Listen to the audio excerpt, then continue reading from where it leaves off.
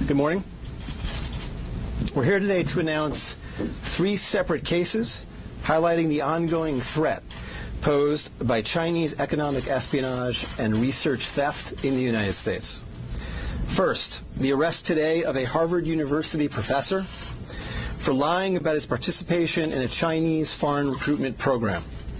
Second, this morning we have unsealed a separate indictment of a Chinese national working as a scientific researcher at Boston University who failed to mention on her visa application that she is also a lieutenant with the People's Liberation Army.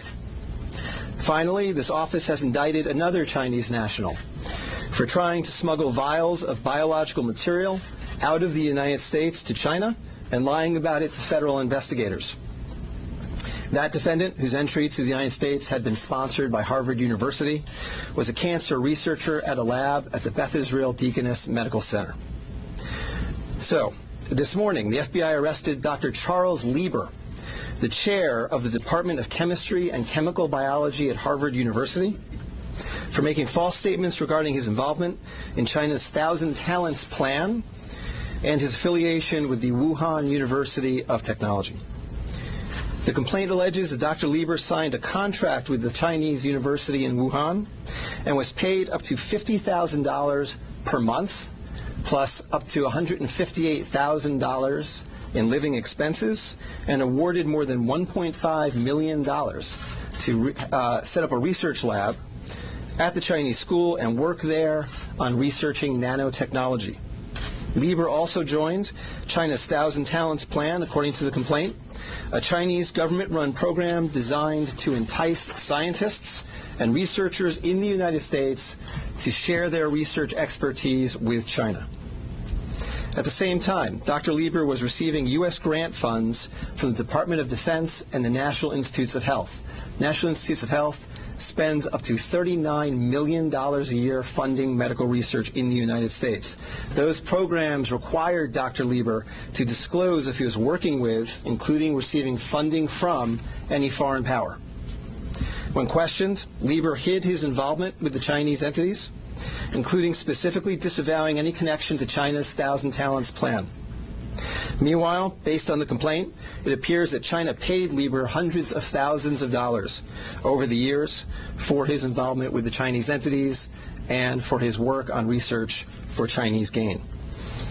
Also today, a federal grand jury indicted Yanqing Ye, a Chinese national, with lying on her J-1 visa application, making false statements to Customs and Border Protection, conspiracy, and being an unregistered agent of the People's Republic of China.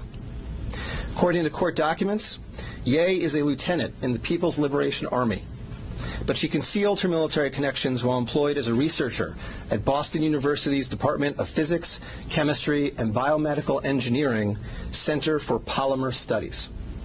The indictment alleges that a colonel in the People's Liberation Army and other military officers from the Chinese National University of Defense Technology gave Ye numerous assignments while she was in the United States, such as conducting research, assessing U.S. military websites, and sending documents and information back to China. In April 2019, Ye was questioned by customs officers at Logan Airport on her way to China. According to the indictment, she lied about her involvement with Chinese military projects.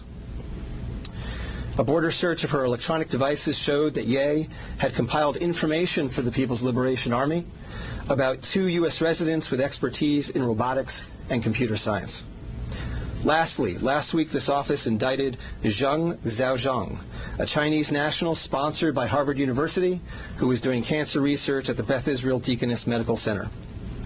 Zheng was charged with attempting to smuggle to Beijing vials of biological material, along with other research materials that he had stolen from the lab at the Beth Israel, where Zheng was working on cancer cell research. Before he boarded his flight, customs officers discovered 21 vials of biological material in a sock in his baggage. When confronted by the officers, Zheng initially lied and said he was not traveling with any biological or research materials. Chemistry, nanotechnology, polymer studies, robotics, computer science, biomedical research. This is not an accident or a coincidence. This is a small sample of China's ongoing campaign to siphon off American technology and know-how for Chinese gain. Recently, Attorney General Barr referred to China as this country's primary rival.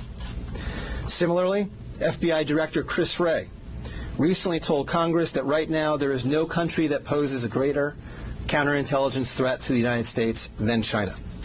Through the use of not only traditional intelligence officers, but academics, researchers, its own private citizens, China is engaged in a massive, long-term campaign to steal U.S. research and technology for its own uses.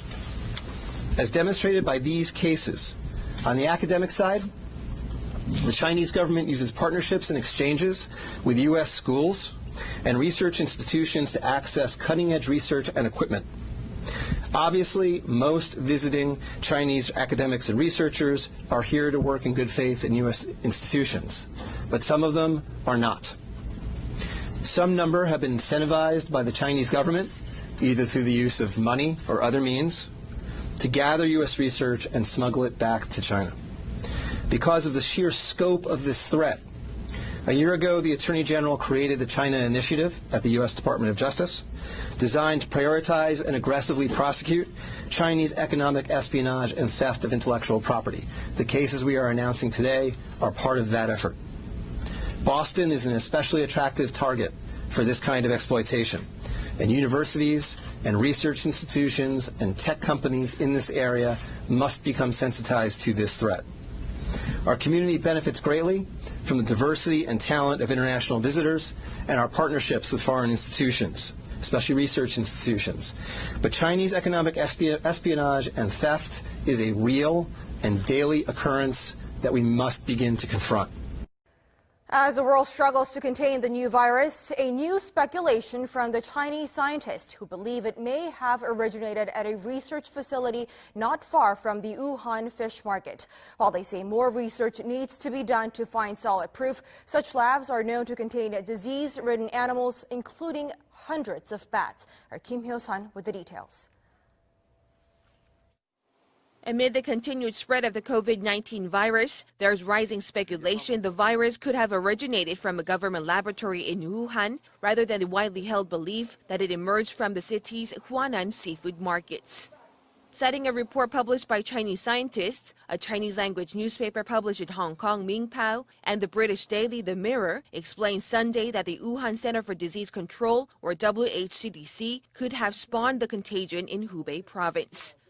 According to the report penned by Bo Tao Xiao and Lei Xiao of the South China University of Technology, the research lab, which is only 280 meters away from the Huanan seafood market, kept disease-ridden animals, including more than 600 bats. It stated that while it's plausible the virus was leaked from the lab and contaminated initial patients in this epidemic, more solid evidence is required through future study. The report also raised a possibility that the Wuhan Institute of Virology could have leaked the virus while it was carrying out tests involving Chinese horseshoe bats.